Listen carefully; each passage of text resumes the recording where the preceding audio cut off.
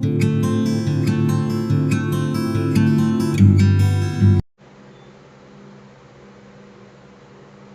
Good evening everyone. मेरी आवाज आ रही है आप सभी को? बताएं। Good evening sir. Good good evening. Evening sir, आ रही है सर। चलो चलो, सोनाली जुड़ी है, श्वेता भी जुड़ गई। Shweta, hello hello hello. Shailvi. Hello. हाँ हाँ, आवाज आ रही जी श्वेता? सर। चलो, बहुत दिनों बाद आई। हाँ सर, आ रही।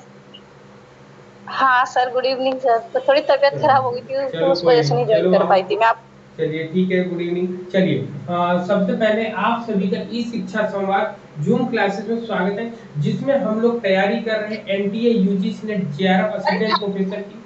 ठीक है, जिसमें सविता सिंह जी भी आ गई है। चलिए, तो जिसमें हम लोग किसकी तैयारी कर रहे हैं? एनटीए यूजीसी नेट की तैयारी कर रहे हैं, और इसमें हम लोगों ने लगभग लगभग यूनिटों को कंप्लीट कर लिया है। ठीक है, सभी जितने भी पॉइंट्स थे हम लोगों ने, सबसे बड़े जो यूनिट थे उनको हमने बहुत अच्छे से कवर कर लिया, चाहे वो यूनिट फर्स्ट हो, यूनिट थर्ड हो या यूनिट सिक्स हो। इन तीनों को हम लोगों ने बहुत ब्रॉड लेवल पर हम लोगों ने पढ़ा हुआ है। अब इस समय जो हम लोग डिस्कस कर रहे हैं, हम लोग यूनिट 5 को डिस्कस कर रहे हैं। ठीक, यूनिट 5 को डिस्कस करें, और आज की तारीख है आपकी 31 मई। ठीक है, जिसमें हम लोगों ने इससे पहले वाली क्लास में, जो कि मॉर्निंग में 6:30 बजे हुई थी क्लास, उसमें जो है हम लोगों ने मॉडल्स के बारे में पढ़ा था। ठीक है, किसके बारे में पढ़ा था? मॉडल्स के बारे में पढ़ा था, जो कि करिकुलम मॉडल से रिलेटेड थे हम लोगों के टॉपिक। किससे थे? करिकुलम मॉडल से रिलेटेड थे हम लोग के टॉपिक। तो वहां पर हम लोगों ने सुबह जो है ट्रेडिशनल मॉडल पढ़ा था, कंटेम्प्रेरी मॉडल पढ़ा था, और कॉम्पिटेंसी बेस्ड मॉडल पढ़ा था, सक्षमता आधारित मॉडल्स पढ़े थे हम लोगों ने। तो सुबह जितना पढ़ा था सब लोगों ने वीडियो, जो लोग क्लास को नहीं अटेंड कर पाए थे सुबह, उन लोगों ने में भी यूट्यूब पर रिकॉर्डेड वीडियो को जरूर देख लिया होगा। बताइए, देखा है कि नहीं देखा है सब लोगों ने? बताओ भाई। नहीं देखा? सर, मैंने अभी नहीं देखा। चलो अभी ठीक नहीं है, देखा है सर तो मैंने। आप इसके लोग बाद जरूर देखूंगा। देख लीजिएगा, बहुत इंपॉर्टेंट क्लासेस है। इसमें से जितने भी चीजें पढ़ा रहे हैं, आपके 7 या 8 इसमें मॉडल्स है, जिसमें से 4-5 मॉडल के मैचिंग करने को जरूर आते हैं। इसीलिए हम इसके की पॉइंट्स को बहुत ही खूबसूरती से आपको बताने का प्रयास कर रहे हैं, जिसमें हम लोग क्या कर रहे हैं? मॉडल्स की बात कर रहे हैं। ये मॉडल है किसके? आपके करिकुलम के है।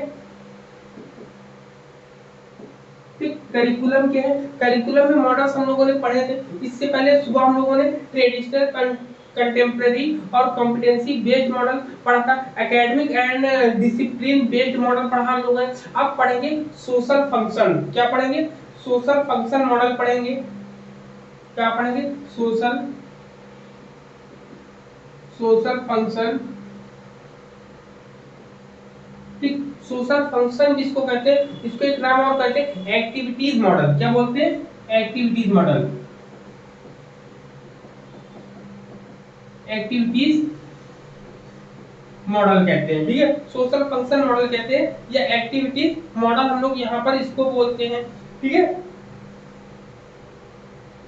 इसको बोलते हैं सोशल फंक्शन कार्य, सामाजिक कार्य और क्रियाकलाप मॉडल। देखेंगे, सामाजिक कार्य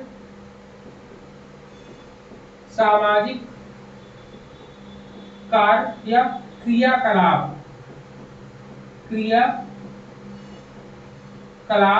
प्रतिमान। ठीक, ये आपका है। यहाँ पर इसके बारे में हम लोग पढ़ेंगे कि ये होता क्या है। तो कहते हैं कि यह जो है सामाजिक प्रश्नों के समाधान और एक बेहतर समाज बनाने की खोज पर बल देता है। कहता है it emphasize the addressing of social question and a quest to create a better society and world wide democracy. ठीक है, पूरे विश्वव्यापी लोकतंत्र में सबसे बेहतर समाज बनाने की बात ये करता है। उसके लिए इन्होंने क्या है ये, कि हमें करिकुलम, कैसे करिकुलम के अकॉर्डिंग, इसी को हम लोग बोलते हैं सोशल रिकंस्ट्रक्शन। क्या बोलते हैं? सोशल रिकंस्ट्रक्शन बोलते हैं हम लोग। क्या बोलते हैं? इसको लिख लीजिएगा, इसको बोलते हैं सोशल सोशल रिकंस्ट्रक्शन,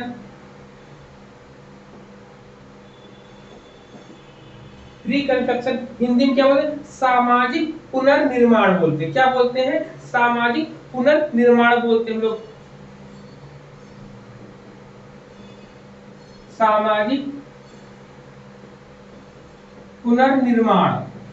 ठीक है, आप लोगों को जब कभी भी हम नई यूनिट स्टार्ट किया करें तो आपको याद होगा जनवरी में हमने, दिसंबर में आप सभी को सभी यूनिट के छोटे छोटे पॉइंट्स को मैंने क्लियर करके आपको बताए थे। तो जब कभी नई यूनिट आप पढ़ना शुरू करो, सबसे पहले आप उस वीडियो को देखेंगे। जैसे यूनिट 5 हम पढ़ा रहे या आप यूनिट 5 पढ़ने जा रहे हैं, तो यूनिट 5 को पढ़ने से पहले इसके अंदर क्या क्या मटेरियल है, क्या क्या चीजें पढ़नी है, उस वाले वीडियो को जरूर देखो। और वो वाला वीडियो कहाँ मिलेगा आपको? कंप्लीट कोर्स में मिलेगा। किस में मिलेगा? कंप्लीट कोर्स मिलेगा। भाई कंप्लीट कोर्स यूनिट 5 में आपको पूरे के पूरे वीडियोस मिलते चले जाएंगे। तो आप ऐसे अगर तैयारी करोगे तो आपको समझने में कठिनाई नहीं होगी।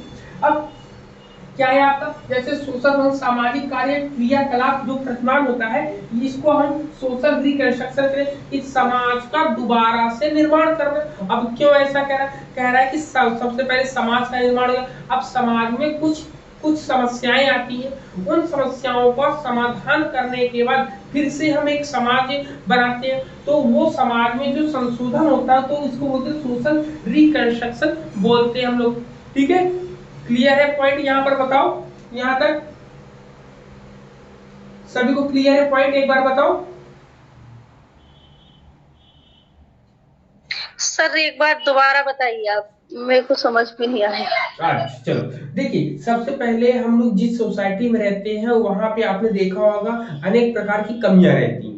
चाहे आप छोटे से समाज में रहो या एक बड़े समाज में रहो, कहीं पर भी रहो, वहां पे कुछ कमियां होती हैं। यदि आपके नजरिए से वो कमी लगती है और उसको दूर करना है, तो दूर करने के लिए आप क्या करोगे? उसमें कुछ ना कुछ नई चीजों को जोड़ोगे। जब कभी समाज में पुरानी चीजों को हटाकर उसकी जगह कोई नई चीज जोड़ते हैं या कोई नया इम्प्लीमेंटेशन देते हैं या कोई नया विचार देते हैं, तो उसको बोलते हैं सामाजिक पुनर्निर्माण बोलते हैं, कि समाज का फिर दोबारा से निर्माण करना। जैसे आदिवासी जनजाति लोग रहते हैं तो वो अपने समाज में रहते हैं, लेकिन जब वो हमारे साथ मिलजुल कर आएंगे या कुछ लोग वहां पर हम लोग जाएंगे, तो उनके रहने खाने पीने हर चीज को हम लोग धीरे धीरे बदलने लगेंगे। तो वही आपका इसमें कहता है सोशल रिकंस्ट्रक्शन। लेकिन इसमें कहता कौन कौन है?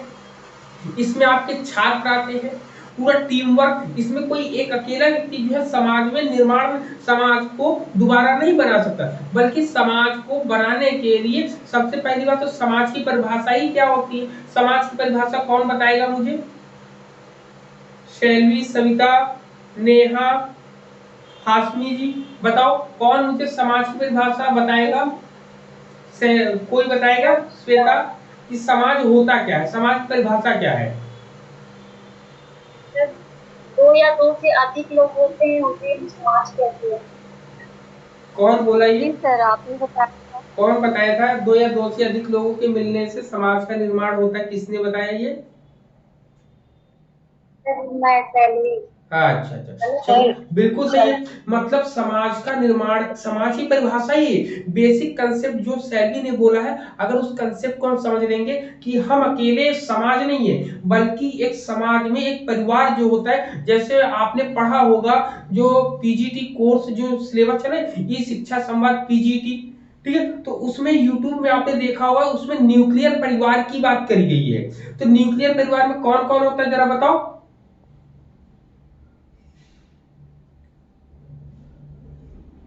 बताओ, पढ़ा होगा ये वीडियो देखा होगा, तो न्यूक्लियर परिवार में कौन है?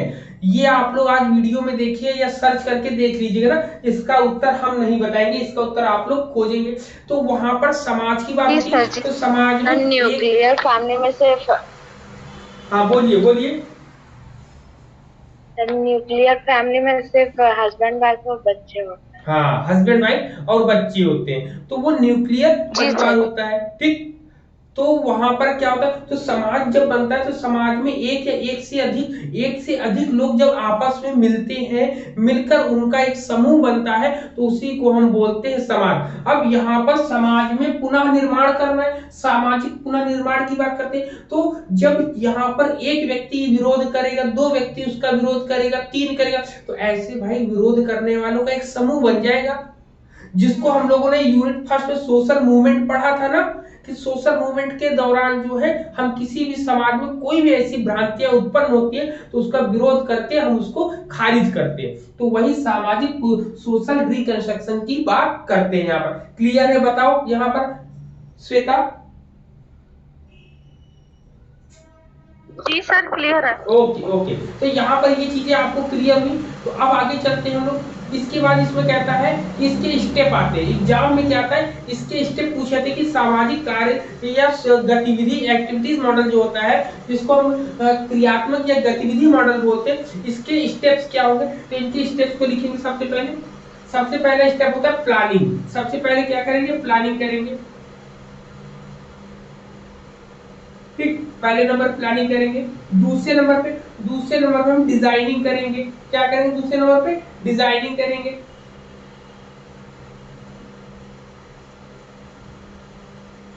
डिजाइनिंग करेंगे।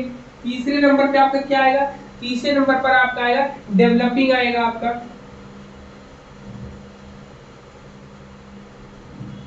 डेवलपिंग आएगा। चौथे नंबर पे आपका क्या आएगा, चौथे नंबर पर आपका है इम्प्लीमेंटिंग।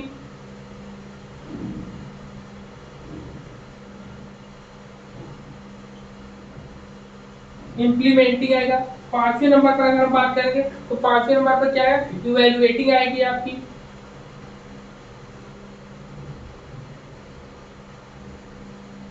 इवैल्यूएटिंग आएगी। छठवें नंबर पर अगर हम बात करेंगे तो छठवें नंबर पे आपकी रिवाइजिंग आ जाएगी। रिवाइजिंग आएगी। और सातवें नंबर पर अगर हम बात करेंगे, सातवें नंबर पर इंप्रूविंग आएगा। क्या आएगा आपका,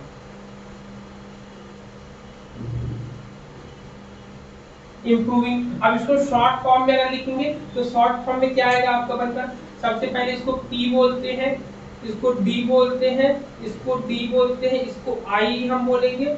ये आपका E आ जाएगा आपका, और आपका ये R आएगा, और ये आप I आएगा। ये शॉर्ट फॉर्म में बनेगा PDDIERI। क्या बनेगा, PDDIERI आपका बनेगा। फिर जिसमें सबसे पहले हम लोग योजना बनाएंगे। प्लानिंग को क्या कहते हैं, योजना बनाना या योजना। फिर डिजाइनिंग का मतलब क्या होता है, रूपरेखा तैयार करना। फिर रूपरेखा बनाना। फिर रूपरेखा को मैंने डेवलपिंग का मतलब होता है विकास करना, विकास करेंगे। फिर इंप्लीमेंटिंग का मतलब होता है क्रियान्वयन करना। क्रियान्वयन करना होता है। इवैल्यूएटिंग मतलब होता है मूल्यांकन करना आपका, मूल्यांकन आपका आ जाएगा। फिर इसके बाद क्या है, रिवाइजिंग का मतलब पुनः, पुनः आ जाएगा ना, दोहराना, दोहराना हो जाएगा। इंप्रूविंग का मतलब सुधार करना, सुधार करना होगा। ठीक है, तो ये आपके हो जाएंगे आपका। इसको रिवाइजिंग में हम दोहराना कहेंगे या संशोधन करना कहेंगे। रिवाइजिंग में दोहराना या संशोधन करना आपका है। तो सबसे पहले हम क्या करेंगे, एक प्लान को तैयार करें, एक योजना बनाएंगे। योजना बनाने के बाद हम उसकी रूपरेखा तैयार करेंगे। रूपरेखा तैयार करने के बाद उसको विकास करेंगे। विकास करने का मतलब होता है उसमें क्या चीजें अच्छी है, क्या चीजें कमी है, उनको इम्प्लीमेंट, उसको डेवलप करेंगे। डेवलप करने के बाद उसको लागू करेंगे, मतलब इम्प्लीमेंट करेंगे। क्या करेंगे, उसको लागू करेंगे। लागू करने के बाद हम उसका, जब लागू कर दिया, उसने काम करना शुरू किया, तो हम बाद में फिर उसका मूल्यांकन करेंगे। मूल्यांकन करने पर देखेंगे कि क्या चीज उसमें हमें संशोधन करने लायक, तो हमने संशोधन किया। संशोधन करने के बाद उसमें इंप्रूविंग, सुधार हो गया। सुधार हो गया तो फिर से आपका काम वो करना शुरू हो गया आपका। क्लियर। जैसे मान लो कोरोना की दवा बनानी थी, समाज में लागू करना था, तो सबसे पहले प्लान किया, प्लान में उसकी रूपरेखा तैयार करी, फिर उसको डेवलप किया, डेवलप करने के बाद लोगों को लगाया, लोगों को लगाने के बाद उसका इवैल्यूएशन किया, मूल्यांकन किया, भाई ठीक हो रहे हैं कि नहीं ठीक हो रहे, नहीं पता चला केवल इंजेक्शन लगाए जा रहे हैं पानी के तरीके और कोई काम ही नहीं कर रहा है, तो वो आपका मूल्यांकन किया, मूल्यांकन करने के बाद फिर से उसमें संशोधन किया। क्या रिवाइजिंग का मतलब होता है संशोधन करना या दोहराना,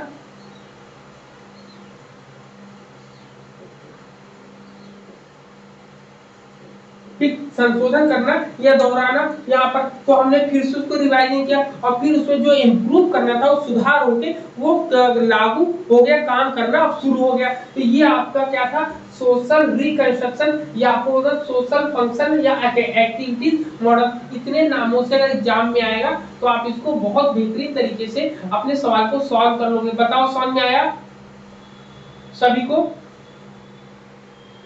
बताइए। जी सर।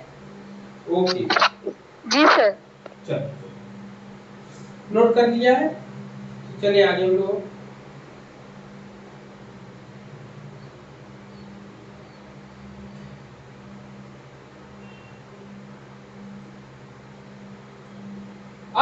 अब इसके बाद नेक्स्ट जो प्रतिमान जो पढ़ेंगे वो है individual needs and interest model. ठीक है, क्या है individual need and interest model, चलो इसको भी हम लोग देखते हैं,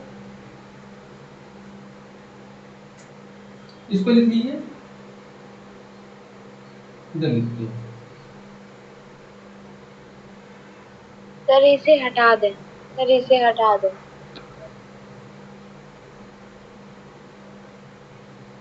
इंडिविजुअल नीड्स, ठीक है, एंड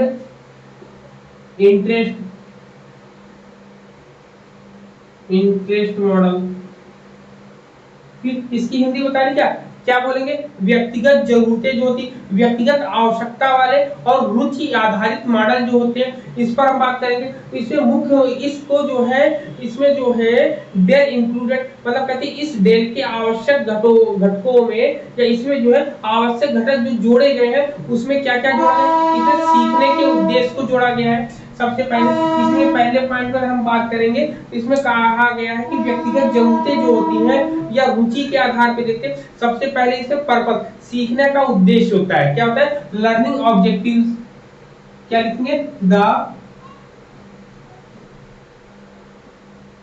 लर्निंग ऑब्जेक्टिव्स। ठीक, फिर दूसरे पॉइंट में क्या कहता है, दूसरे पॉइंट में आपसे कहता है कि यहाँ पे selection and organizing of the content होता है आपका, क्या होता है सिलेक्शन, ठीक है, क्या होता है सिलेक्शन एंड ऑर्गेनाइजिंग, ठीक है, सिलेक्शन एंड ऑर्गेनाइजेशन, ठीक है, selection and organization of the content, क्या होगा ऑफ द कंटेंट। इसको ऊपर वाले की हिंदी क्या होगी बताओ, द लर्निंग ऑब्जेक्ट में सीखने के उद्देश्य लिखेंगे, सीखने के उद्देश्य, सीखने के उद्देश्य है। दूसरा क्या है selection and organization the content, मतलब सामग्री का चयन और संगठन, क्या होगा सामग्री का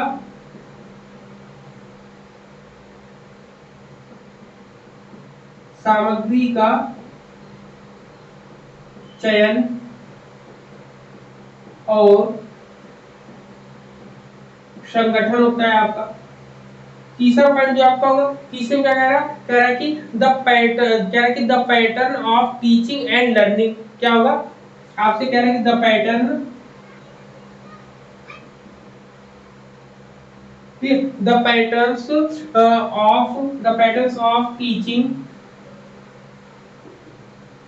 and learning, teaching and learning, teaching and learning. तो इसमें क्या होगा, इसमें कहते हैं कि शिक्षण और सीखने के पैटर्न्स को यहाँ पे देखेंगे, मतलब शिक्षण और अधिगम के जो पैटर्न होंगे उसको यहाँ पर दिखाएगा, लिखेंगे क्या शिक्षण और सीखने के पैटर्न। ठीक, यहाँ पर ये हो जाएगा। चौथा पॉइंट इसमें क्या इंपॉर्टेंट कहता है, चौथा कहता है कि इसमें जो है कहता है कि लर्निंग रिसोर्स मटेरियल की बात करता है। क्या करता है, learning resource material, learning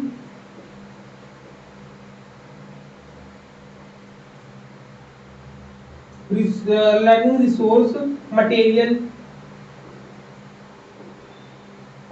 learning resource materials की बात करते हैं यहाँ पर, मतलब संसाधन सामग्री को सीखने की बात करते हैं कि सीखने के लिए जो संसाधन सामग्री चाहिए उसके लिए बोलते हैं यहाँ पर। फिर कहते हैं द प्रोग्राम इवैल्यूएशन। ठीक है, क्या कहते हैं 5वें नंबर में, द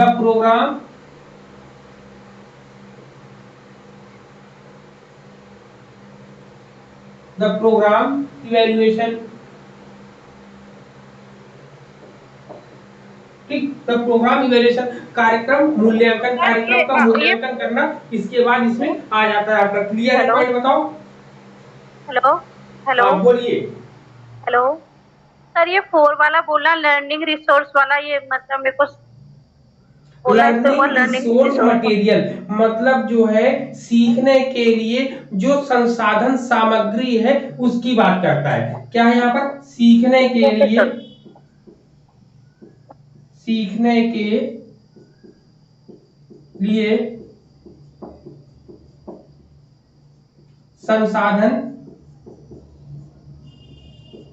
सामग्री। इसके अंदर क्या है, इसमें आपकी किताबें आ जाएंगी, कॉपी आ जाएगी, लाइब्रेरीज आ जाएंगी, पेन आ जाएगा, वो सब, और आपकी मोबाइल आ जाएगा, टैबलेट आ जाएंगे, आपके इंटरनेट आ जाएगा। तो ये सब संसाधन तो ही है सीखने के। तो ये सब चीजों के बारे में यहाँ पर आएगा, रिसोर्सेस के बारे में, रिसोर्स मटेरियल के बारे में। क्लियर,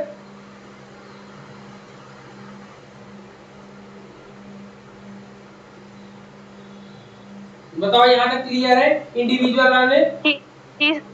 सर हाँ सर, लास्ट पॉइंट में क्या क्या आएंगे? हाँ, प्रोग्राम इवैल्यूएशन कह रहा है कि द प्रोग्राम इवैल्यूएशन। यहाँ पर जितने भी आपके पॉइंट्स मैंने बताए हैं कि लर्निंग ऑब्जेक्टिव्स क्या होंगे, पहले उसको सिलेक्ट कर लेंगे, फिर कहते हैं select and organizing the content. अब यहाँ पे उद्देश्य को देखने के बाद आप अपने कंटेंट को आप चयन करेंगे, कंटेंट को आप इकट्ठा कलेक्ट करेंगे और उसका संगठन करेंगे। फिर क्या कहते हैं कि सीखने के मतलब टीचिंग के और लर्निंग के सीखने के पैटर्न्स को यहाँ पर बनाएंगे कि क्या क्या पैटर्न हो चाहिए। अब उन पैटर्न्स को कंप्लीट करने के लिए, फुलफिल करने के लिए आपको क्या है, रिसोर्स, लर्निंग रिसोर्स मटेरियल चाहिए। लर्निंग रिसोर्स मटेरियल में आपको बहुत बहुत सी सामान होती है। जैसे मान लो कोई बालक है, पढ़ने जाता है, तैयारी करने जाता है, तो उसको लर्निंग रिसोर्स मटेरियल चाहिए। सबसे पहले उसको रहने, एक अच्छी जगह रहने की जगह चाहिए, खाने पीने की व्यवस्था थोड़ी चाहिए, फिर थोड़े से किताबें चाहिए, जो आवश्यक चीजें हैं आपकी किताबें चाहिए। फिर इसके बाद कोई गाइड करने वाला मिल जाए तो और अच्छा, नहीं मिलता है तो इंटरनेट है, आपका मोबाइल है, टैबलेट है, ये सब चीजें मिल जाती। फिर जब इतना कर लेते हैं, फिर इसके बाद प्रोग्राम जो आपने ऑब्जेक्टिव बनाए थे उसका इवैल्यूएशन, पूरे प्रोग्राम का हम लोग इवैल्यूएशन करेंगे कि ये काम कर रहा है कि नहीं कर रहा है आपका। क्लियर है, पॉइंट बताओ। जी सर। बताओ, क्लियर है? जी सर। हाँ, अब बात करेंगे कि इसके स्टेप्स क्या होते हैं। ये तो केवल थे इसके मेन पॉइंट की आखिर होता क्या है इंडिविजुअल वाले में। फिर अब इनके स्टेप्स की बात करेंगे तो इनके स्टेप क्या होंगे, देखो। स्टेप्स की अगर बात करेंगे तो सबसे पहले इसमें कहते हैं कि analysis of interest and needs, मतलब कि यहाँ पे एनालिसिस करना है। क्या करना है, पहले पॉइंट पे कह रहा है एनालिसिस, एनालिसिस, ठीक है। क्या करें, एनालिसिस ऑफ इंटरेस्ट, ठीक है, interest and need, interest and needs की बात कर रहा है। दूसरा पॉइंट करेंगे, इसको हिंदी में क्या बोलेंगे, जो आपका विश्लेषण करना है उनकी क्या इंटरेस्ट और नीड्स की, आवश्यकताएं और उनकी रुचि का, ठीक है, आवश्यकता और रुचि का विश्लेषण करना है। फिर कैसे हैं, कहते हैं translating the need into course general learning and terminal objectives. तो यहाँ पे आता है टर्मिनल ऑब्जेक्टिव्स आएंगे आपके, क्या आएंगे, टर्मिनल ऑब्जेक्टिव्स। ठीक, टर्मिनल ऑब्जेक्टिव्स के उद्देश्य को बदलना है कि टर्मिनल का मतलब होता है कि आवश्यकताओं को जो हम लोगों ने देखा इसमें आपका नहीं, रुक जाओ, इसमें सबसे पहले ये हो गया। दूसरे पॉइंट में इसमें कहता है कि आवश्यकताओं के जो हमारे नीड्स है, नीड्स के करिकुलम को देखेंगे, उसके जनरल चीजों को देखेंगे, उसके लर्निंग अवेयरनेस को देखेंगे और उसके टर्मिनल ऑब्जेक्टिव्स। टर्मिनल ऑब्जेक्टिव्स का मतलब होता है जो छोटे छोटे उनके उद्देश्य बने हैं उनको, उसमें क्या हम बदलाव कर सकते हैं कि नहीं कर सकते हैं उनके नीड को फुलफिल करने के लिए। तो कुल मिला के यहाँ पर जो फोकस होगा नीड और इंटरेस्ट पर होगा। तो सेकंड वाला होगा ट्रांसलेटिंग, कहता है नीड इनटू, लिखेंगे ट्रांसलेटिंग,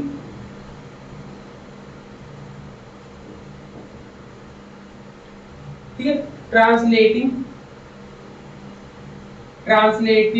नीड, ठीक है, ट्रांसलेटिंग द नीड, ठीक है, द नीड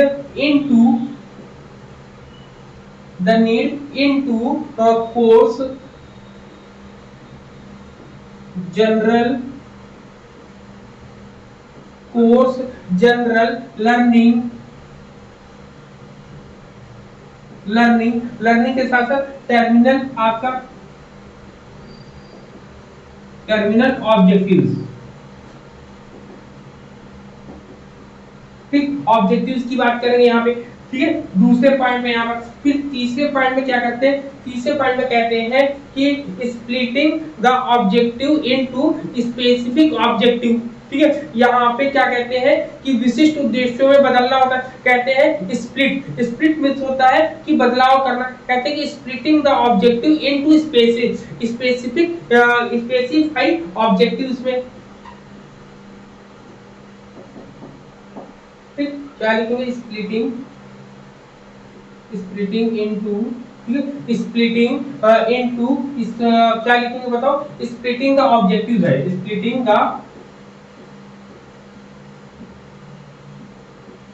ऑब्जेक्टिव।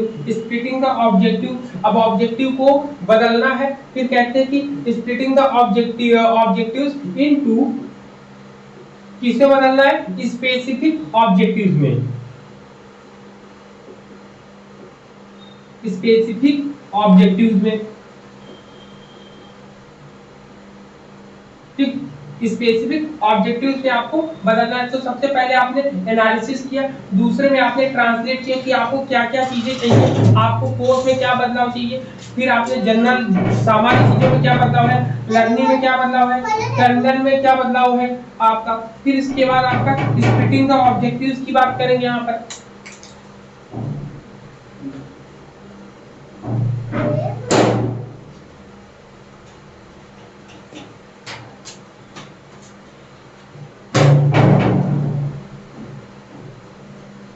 ठीक है, तो यहाँ पर ये आपके ये दो पॉइंट हो गए। तीसरे में कहता है स्प्लिटिंग द ऑब्जेक्टिव। अब यहाँ पे जो ऑब्जेक्टिव छोटे छोटे ऑब्जेक्टिव हो उसको जो है विशेष उद्देश्यों में बदलना है आपका। फिर जब विशेष उद्देश्यों में आपने बदल लिया तो आपका चौथा कहता है grouping the specific objective into subject. अब यहाँ पर कुल मिला के सब्जेक्ट बन जाएगा आपका। फिर क्या हो जाएगा, सब्जेक्ट। पहले आपने क्या किया, एनालिसिस किया, दूसरे पे आपने उसको पूरा का पूरा समझा, ट्रांसलेटिंग नीड, मतलब नीड की आवश्यकताओं को आपने समझा कि कोर्स क्या होना चाहिए, जनरल क्या होना चाहिए, लर्निंग क्या होना चाहिए, टर्मिनल ऑब्जेक्टिव्स क्या होना चाहिए। आपने जब इतनी चीजें समझ ली, फिर तीसरे में कह रहा है कि जो भी छोटे छोटे ऑब्जेक्टिव्स थे उसको स्पेसिफिक ऑब्जेक्टिव में चेंज कर लिया, कन्वर्ट कर लिया। कन्वर्ट करने के बाद उसी को हमने सब्जेक्ट बना लिया, उसी को क्या बना लिया, सब्जेक्ट बना लिया, और उसी के आधार पे हमने आगे काम करना शुरू किया। फिर कहते हैं ड्राइविंग द सब्जेक्ट। क्या लिखेंगे, 5वें नंबर पे ड्राइविंग द सब्जेक्ट। ठीक है, ड्राइविंग द सब्जेक्ट का मतलब क्या हुआ कि उसी सब्जेक्ट के ऊपर उसको हमने चलाने लगे। तो यहाँ पर ये पूरा क्लियर हो रहा है कि सबसे पहले हमने इंटरेस्ट एंड नीड्स को देखा है, दूसरे हमने ट्रांसलेट कर लिया कि क्या क्या चीजें हमें आवश्यकता है, बदलाव करना है। फिर कहते हैं कि जो छोटे छोटे ऑब्जेक्टिव्स थे, उद्देश्य थे, उनको हमने स्पेसिफिक विशेष उद्देश्यों में बदल लिया। अब विशेष उद्देश्य में जो बदला है उसको हमने सब्जेक्ट बना लिया। क्या बना लिया, उसी पर अब हमें काम करना है। अब उस सब्जेक्ट को हमने लागू करके आगे बढ़ा लिया हमने। क्लियर है, बताओ।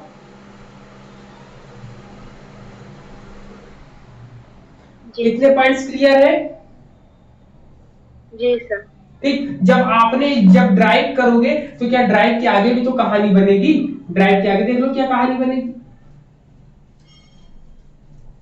ड्राइव के बाद इसमें जो आता है फिर कहते हैं स्पेसिफाई इनेबल्ड ऑब्जेक्टिव्स, यहाँ पे सक्षम करने वाले उद्देश्यों को निर्दिष्ट करना कहते हैं। नंबर 6 पर आपका 5 तक पूरा पालन। नंबर 6 पे कहता है स्पेसिफाइंग, लिखिएगा स्पेसिफाइंग, ठीक है, लिखेंगे specifying enabling specifying enabling objectives. क्या होता है? ऑब्जेक्टिव्स। ठीक, इसका मतलब क्या होता है? सक्षम, जो सक्षम मतलब जो योग्य मतलब योग्यता प्रदर्शित करने वाले उद्देश्यों को बताना होता है, निर्दिष्ट करना होता है। बोलेंगे योग्य, ठीक है, योग्य उद्देश्यों को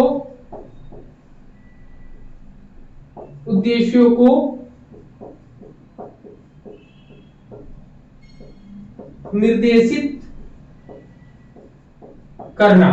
ठीक है, योग्य उद्देश्यों का मतलब होता है कि जो हेल्प करने वाले हो, जो हेल्पफुल हो और जो हमारे काम में रुकावट ना पैदा करे, वो होता है। फिर इसके बाद नंबर 7 पर जो आता है कहता है सब्जेक्ट मैटर। क्या आता है? Subject matter. ठीक, सब्जेक्ट मैटर आता है। फिर नंबर 8 पे आपका आता है इंप्लीमेंटिंग। क्या आता है? ठीक है, क्योंकि वो भी गर्मी से बहुत ज्यादा हीट हो गया है। जी चल, कोई बात नहीं, चलो अब उसको पंखा उसकी तरफ कर दिया, वो शांत रहेगा थोड़ी देर के लिए। चलो, तो यहाँ पर इतनी बातें हुई। अब यहाँ पर ये होता है कि ये इसका यूज कैसे करेंगे। तो सबसे पहले समझो कि कैसे इसको हम याद रखें। सबसे पहले याद रखो कि हमें अपनी अपनी रुचियों को और अपने इंटरेस्ट को सोचना पड़ेगा। हम उनका एनालिसिस करेंगे। उनका एनालिसिस करने के बाद हम देखेंगे हमारे पास सिलेबस क्या है, सामान्य मुख्यतः हमारे पास चीजें क्या है, क्या क्या चीजें हमने सीख ली है और क्या छोटे छोटे उद्देश्य हमने बनाए हैं जिसको हम बदल सकते हैं। ठीक है, फिर कहता है कि अब जो उद्देश्य, जो इतनी चीजें मैंने देखी बनाकर, उसके अब कह रहा है कि स्प्लिटिंग द ऑब्जेक्टिव, उनको हटाकर कोई विशेष ऑब्जेक्टिव्स मैंने बना लिए। अब वही विशेष ऑब्जेक्टिव जाके आपके कोई सब्जेक्ट बन जाएगी। अब इसी पर पूरा का पूरा काम होना है। अब इस सब्जेक्ट को जब बना लिया तो ये ड्राइव होगा। ड्राइव होकर हम इसको आगे बढ़ाएंगे। जब आगे बढ़ाएंगे कहता है स्पेसिफाइंग इनेबल ऑब्जेक्टिव, मतलब जो योग्य उद्देश्य है उनको जो है निर्देशित करना। जो सही पर्पस है, सही उद्देश्य है, उनको क्या करना है? आगे बढ़ाना है, कंप्लीट करना है। क्लियर है कि भाई हमें सबके सब उद्देश्य तो पूरे नहीं हो सकते, तो जो योग्य, जो पूरे करने लायक हो ऑब्जेक्टिव, उनको लेकर हम आगे बढ़ेंगे। फिर इसमें कहता है कि सब्जेक्ट मैटर जो होता है, सब्जेक्ट मैटर को हम फिर यहाँ पर कलेक्ट करेंगे। सब्जेक्ट मैटर को कलेक्ट करने में स्पेसिफिकेशन ऑफ रिक्वायर्ड टाइम, कितना समय लगेगा उस समय के बारे में यहाँ बताते हैं। उस समय को बताने के बाद फिर यहाँ पे उसका जो है क्रियान्वयन करते, फिर अंतिम में जाके उसका इवैल्यूएशन हम लोग करते हैं। क्लियर है? बताओ इतने पॉइंट। हेलो जी सर। क्लियर है ना पॉइंट सबको? जी सर। सर ये सारे मॉडल्स करिकुलम में कहाँ यूज होते हैं? क्या चीज?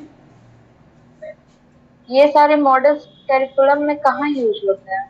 यूज कब होता है? इसका यूज तब होता है जब बालक के उसमें किसी कोई स्टूडेंट है, उसके इंटरेस्ट और उसकी नीड को हम जब मेजर करते हैं, वेरीफाई करते हैं, तब जाके इसका हम प्रयोग करते हैं। ठीक, इसका प्रयोग तब किया जाता है सबसे ज्यादा। क्लियर है? अब आउटकम बेस्ड इंटीग्रेटिव मॉडल है आपका। क्या आता है? आउटकम बेस्ड इंटीग्रेटिव मॉडल आपका आएगा। इसको साफ करते हैं। ठीक है, चलो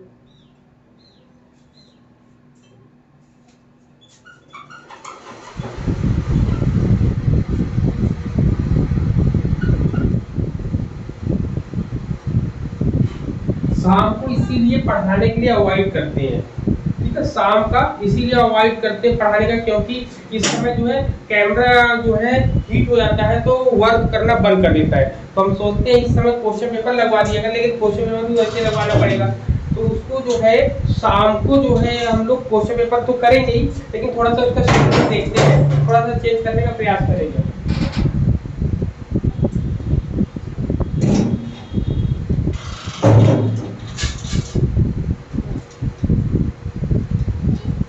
ठीक है, चलिए अब यहाँ पर देखिए आउटकम बेस्ड क्या देखेंगे हम लोग। नेक्स्ट वाला जो देखने वाले हैं वो कौन सा, आउटकम बेस्ड इंटीग्रेटिव मॉडल।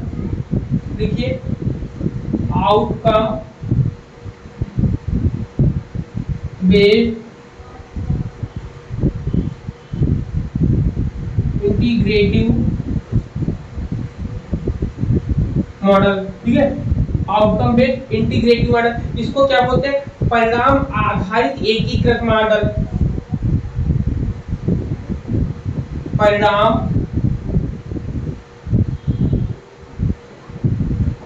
तो ये वाले मॉडल को हम लोग पढ़ते हैं, क्या है आउटकम बेस्ड इंटीग्रेटेड मॉडल। ये क्या होता है, कहते हैं कि आउटकम बेस्ड इंटीग्रेटेड मॉडल जो होता है ये कॉम्प्रिहेंसिव अप्रोच को लागू फॉलो करता है। कैसा करता है, कॉम्प्रिहेंसिव अप्रोचेस को फॉलो करता है। इसमें कहता है कि परिणाम आधारित मॉडल जो है निर्देशात्मक योजना के लिए एक व्यापक दृष्टिकोण है। कैसे, इंस्ट्रक्शनल प्लान के लिए इसका यूज जो होता है, इंस्ट्रक्शनल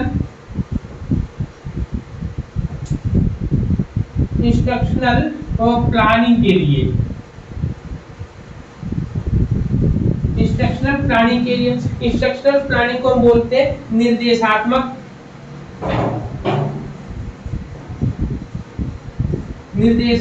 योजना। निर्देशात्मक योजना बनाने के लिए हम इसका जो है निर्माण करते हैं। इसका इसमें कहता है कि एक कहता है इसमें आउटकम बेस्ड का मतलब होता है कि इसमें जो है कहता है कि इसमें जो डिजाइनर्स होते हैं, जो डिजाइन करा जाता है, इसमें मुख्य रूप से ये देखा जाता है कि शिक्षार्थी क्या जानेंगे। इसमें जो है सबसे इम्पोर्टेंट पॉइंट है कि जो आपका इंस्ट्रक्शनल प्लानिंग जो हम करेंगे उसमें आपका कहते हैं what will the learner now, क्या बोलते हैं, what will the learner now.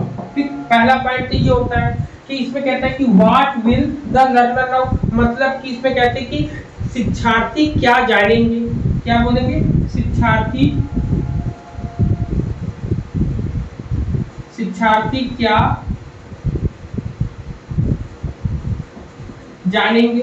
दूसरा पॉइंट इसमें दूसरे पॉइंट में कहता है कि इसमें जो आपका दूसरा पॉइंट आता है इसमें कहते हैं कि क्या करने के लिए वो सक्षम होंगे। सक्षम मतलब कह रहा है कि बी एबल टू डू, क्या होता है, बोल रहा है कि बी एबल। ठीक है, एग्जाम में यही लाइन लिखकर आ जाएगी आपको और आपको बताना पड़ेगा कि ये कौन से मॉडल से कोरिलेट करता है। तो कहेंगे बी एबल टू डू, ठीक है, टू डू या फिर एंड, ठीक है, एंड आप लिखेंगे एंड या और करके आपका आएगा, एंड लिखकर आएगा या और करके आएगा। Value when they have completed course, की मतलब कि इसमें क्या लिखेंगे, वैल्यू, ठीक है, value when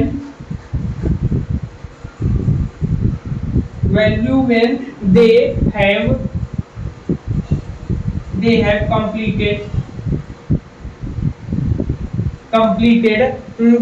completed the course।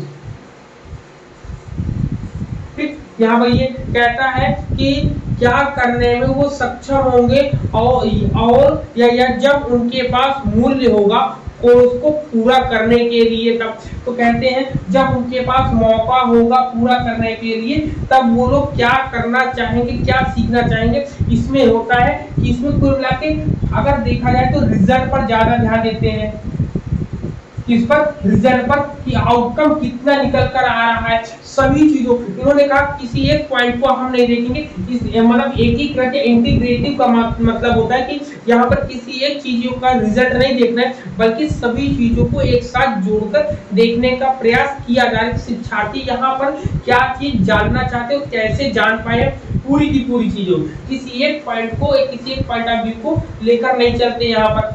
ठीक है, समझ में आ रहा है? बताओ। अच्छा, मुझे कॉल आ गई थी तो मैं नहीं सुन पाई, आपने क्या बोला, आप दोबारा रिपीट कर चलो चलो कोई बात नहीं। सबसे पहले हम समझते हैं लर्निंग, लर्निंग आउटकम समझते हैं। लर्निंग आउटकम्स की बात करते हैं कि लर्निंग आउटकम्स में आपको लर्निंग आउटकम कैसे मिलेगी, इसके बारे में सबसे पहले आप क्या करोगे, मेथड्स लगाओगे। क्या लगाओगे? मेथड्स लगाओगे। मेथड्स लगाने के बाद आप देखिए, जब आपने मेथड्स लगा दिया तो आपको क्या मिलेगा, कंटेंट मिलेगा। आपको क्या मिलेगा? आपको मेथड्स लगाने के बाद बताओ, मेथड्स लगाने के बाद आपको क्या मिलेगा इसमें?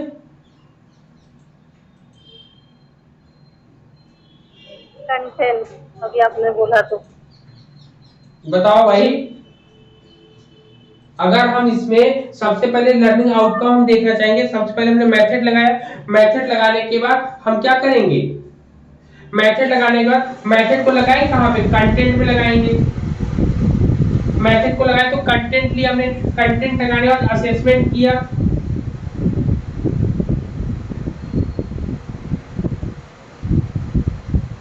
असेसमेंट किया। तो भाई सबसे पहले लर्निंग आउटकम चेक करनी, तो हमने मेथड लगाया, मेथड के बाद हमने कंटेंट को लिए, कंटेंट को लगाने बाद हमने असेसमेंट किया, उसका आकलन किया, आकलन करने बाद रिसोर्स यहाँ पर, अब रिसोर्स देखेंगे।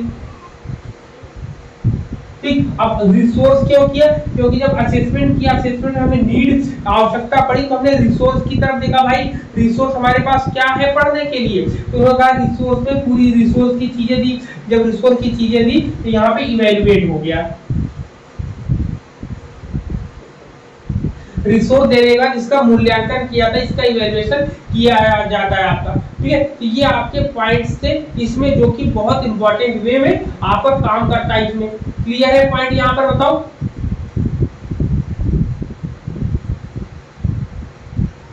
हेलो, मेरी आवाज आ रही है? हाँ सर, हाँ सर। चलो चलो, ठीक है। तो लर्निंग आउटकम को बहुत तरीकों से हम लोग देख सकते हैं, पढ़ सकते हैं।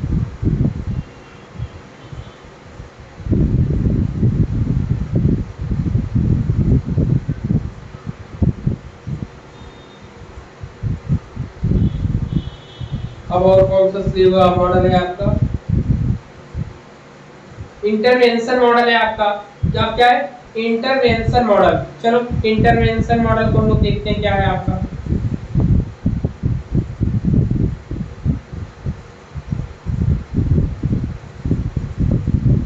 साफ करें इसको। जी सर। चलो, ये सब मॉडल अभी तक पूछे नहीं गए हैं, ये याद रखिएगा।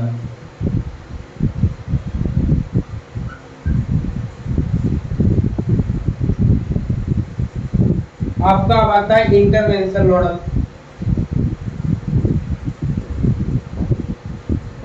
हिंदी में इसको क्या बोलते हैं, इंटरवेंशन को?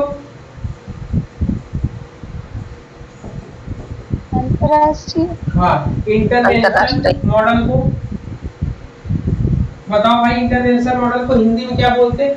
हस्तक्षेपी बोलते हैं। इंटरवेंशन हम लोगों ने वेरिएबल पढ़ा था ना, पढ़ा था कि नहीं पढ़ा था? बताओ। हस्तक्षेप या हस्तक्षेपी मॉडल, इसको बोलते हैं हस्तक्षेप प्रतिमान।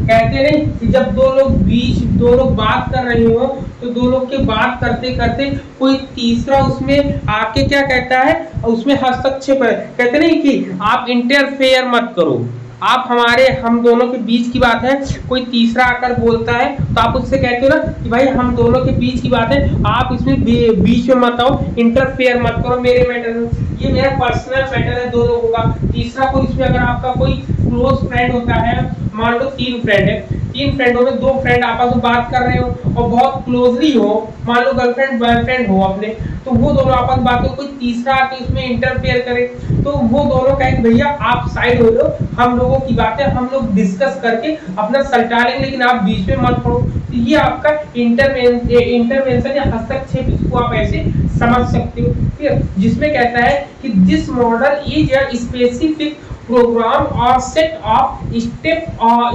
to help a child improve in an area of need।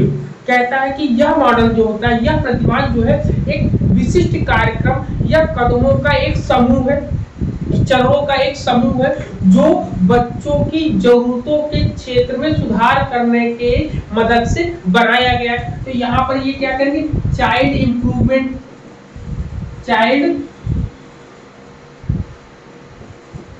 Improve को करें कि चाइल्ड का इम्प्रूवमेंट करना है, लेकिन उसकी क्या करना है, उसकी नीड जिस फील्ड में हो उस फील्ड में उसकी नीड के अकॉर्डिंग उसका हम डेवलप करें। तो ऐसी चीजों को जब हम कभी किसी बच्चे की रुचि की और उसके अंदर की चीजों को हम देखते हैं, तब जाके हम उसमें इंटरफेयर करते हैं, कहते हैं बेटा ऐसे नहीं, इस तरीके से काम करो तो आप बहुत अच्छे तरीके से और आगे तक जाओगे। तो वहां पर हम लोग सहयोग करते हैं, क्या करते हैं, थोड़ा सा सहयोग करते हैं। इसी को हम लोग कहते हैं इंटरवेंशन मॉडल के नाम से हम लोग इसको जानते हैं। क्लियर है पॉइंट, इतना बताओ। जी सर। हाँ अब जी सर, हम उस समय इंटरनेशनल सुने थे इसलिए अंतरराष्ट्रीय बोले, वेंशन इज आइडिया। सॉरी चलो कोई नहीं। फिर अब इसकी बात होती है इसका प्रभाव क्या होता है। तो इसका प्रभाव जो होता है बच्चों की, जब कभी कोई बच्चा जो है हम देखते हैं क्लासरूम में, सबसे ज्यादा इसको क्लासरूम में स्टूडेंट पर यूज किया था। क्यों किया था, क्योंकि वहां पर बच्चे की एबिलिटी को हम लोग मेजर करते हैं, वेरीफाई करते हैं, देखते हैं कि कोई बालक जो पढ़ने में तो थोड़ा सा कमजोर है लेकिन वो फुटबॉल खेलने में तेज है या चेस खेलने में तेज है, तो हम लोग उसका जो है उसको जो है उसकी तरफ मूव कर देते हैं ताकि वो पढ़ाई पर भी ध्यान दे और साथ ही साथ जो उसको और भी इंटरेस्टिंग जो पॉइंट है, पावर है उसका, उसकी तरफ भी वो ध्यान देना शुरू कर दे। ठीक है, तो इसमें ये सब चीजें आते हैं आपकी। क्लियर है, बताओ। जी सर। जी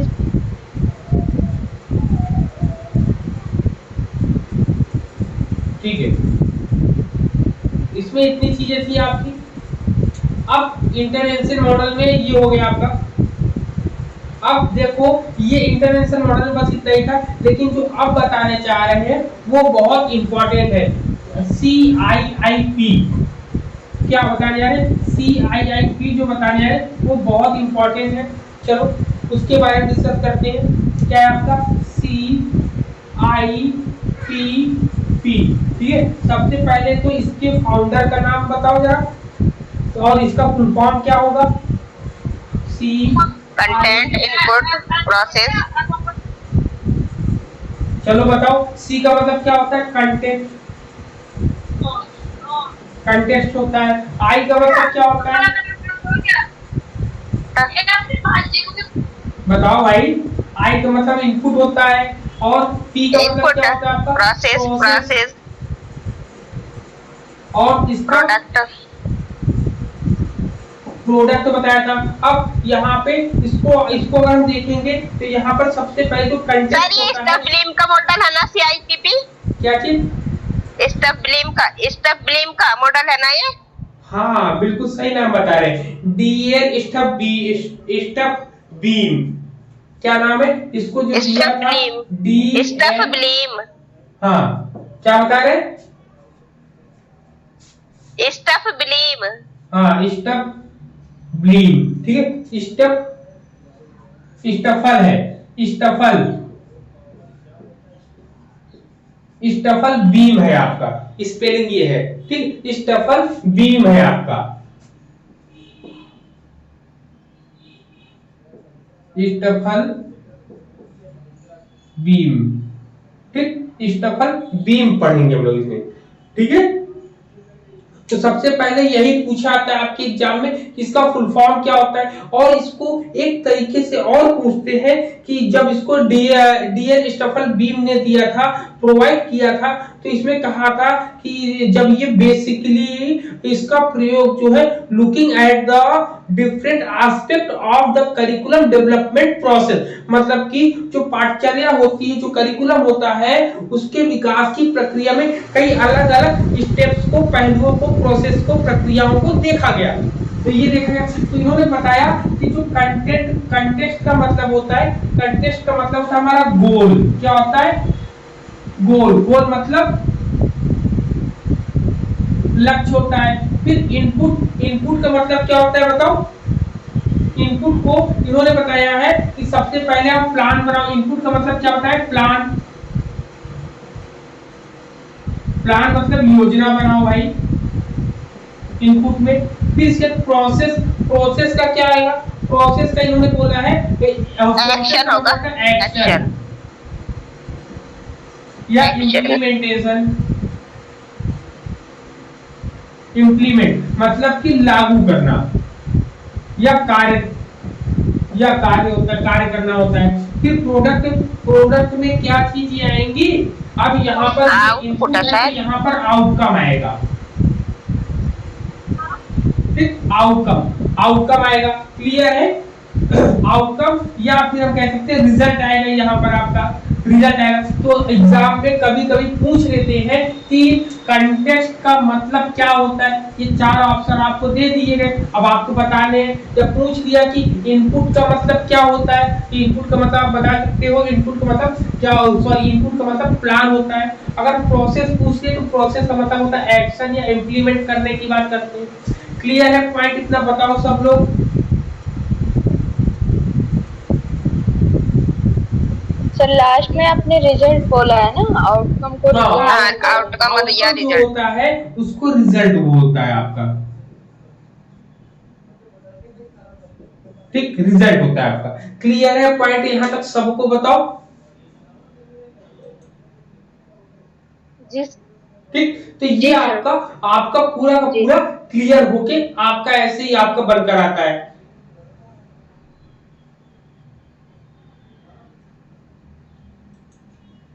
क्लियर है सबको? सर इसमें इतना ही है।